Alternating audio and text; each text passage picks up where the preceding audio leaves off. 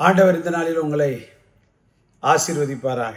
பொதுவாக சொல்லுவாங்க, ஒரு ஆளை பற்றி தெரியணும் அப்படின்ட்டா நீங்கள் அவங்ககிட்ட போய் ஒரு 500 கேளுங்க அப்படிம்பாங்க. இது எதுக்கு அப்படின்னா, அவங்க எப்படிப்பட்டவங்க அப்படிங்கிறத கண்டுபிடிக்கிறதுக்கு ஒரு வழி. ஏன்னா கேட்டாலே என்ன அப்படின்னா, அவங்களுடைய முகமே மாறிப்போம். எல்லாரையும் சொல்ல முடியாது, சில பேருடைய முகங்கள். நம்முடைய நட்பு நல்லா நீடிக்க நான் கேட்குறத மட்டும் தவிர்த்தால் போதும், ரொம்ப லாங்காக ஓடும். கொடுத்து பாருங்கள், நம்முடைய நட்புகள்லாம் நிச்சயம் அதிகமாகிட்டு இருக்கும். குறிப்பாக கேட்கலைங்கிற அதை எதையுமே யார்ட்டையும் நம்ம கேட்கக்கூடாது. அப்படி கேட்காம நம்ம போயிட்டோம் அப்படின்னா நம்முடைய அன்புக்கோ நம்முடைய நட்புக்கோ எந்த ஒரு பகை வராது. ஆனால் நமக்கு இருக்கக்கூடிய தேவைகள் அதிகம்.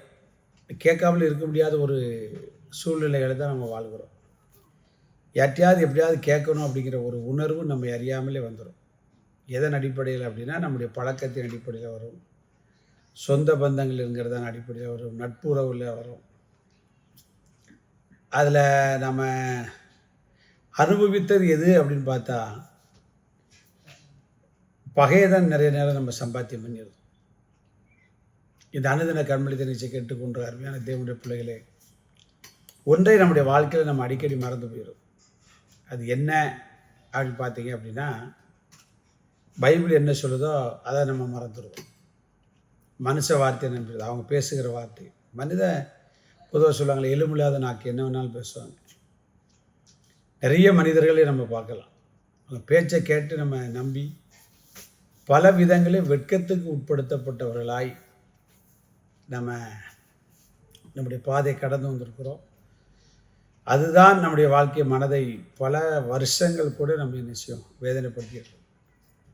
ஏன் அப்படின்னா, வேத வசனத்துக்கு நேராக நம்முடைய கவனத்தை செலுத்தாது அப்படின்னால்தான்.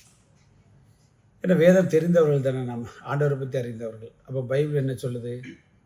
யாக்கோபு 1:5 நான் வாசிக்கும் போது பார்த்தீங்க அப்படின்னா, உங்களில் ஒருவன் ஞானத்தில் குறைவுள்ளவனாய் இருந்தால் யாவருக்கும் சம்பூர்ணமாய் கொடுக்கிறவரும் ஒருவரையும் கடிந்து கொள்ளாதவருமாகிய தேவனிடத்தில் கேட்க கடவன், அப்பொழுது அவனுக்கு கொடுக்கப்படும். பார்த்தீங்களா?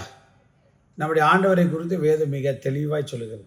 கேட்டால் கோவப்படாத ஒரே நபர் நம்முடைய ஆண்டவரை இயேசு மாத்திரம்தான். நம்ம கேட்கிறத அவர் கேட்கிறார்,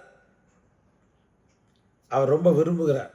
நம்ம அதை விட்டுட்டு பல நேரங்களில் எதை நம்ம முன்னிறுத்துகிறோம் அப்படின்னா, நம்முடைய சொந்தம், பந்தம், ஜாதி, உறவு, நட்பு, பழக்க வழக்கங்கள், அதை விட்டுருங்க. சம்பூரண உடையவர் யார்? எப்போ கேட்டாலும் நமக்கு கொடுப்பதுக்கு யார்கிட்ட இருக்குது அப்படின்னா, இயேசுநாதர்கிட்ட மட்டும்தான் இருக்குது. அவர்கிட்ட கேட்டால் அவர் கோபப்படவே மாட்டார், கடிந்து கொள்ளவே மாட்டார். ஒரு ஆள்கிட்ட ஒரு திருப்பு 2வது திருப்பு கேட்டு பாருங்கள், போய் அவன்கிட்ட எத்தனை திருப்பு சொல்லணுன்றவாங்க.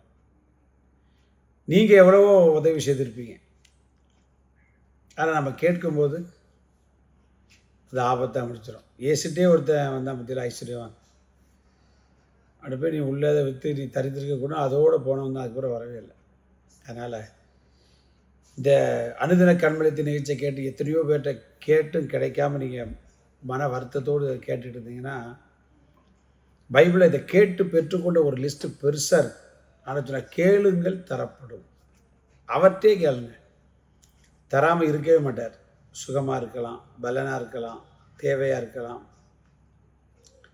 விடுதலையாக இருக்கலாம், ரட்சிப்பாக இருக்கலாம், உதவியாக, எதுவாக இருந்தால் அவர்கிட்ட கேட்டு பாருங்க, யாரையும் கடிந்து கொள்ள மாட்டார். அதை கேட்டால் கோவப்படாத, கடிந்து கொள்ளாதவர் தேவன் மட்டும்தான்.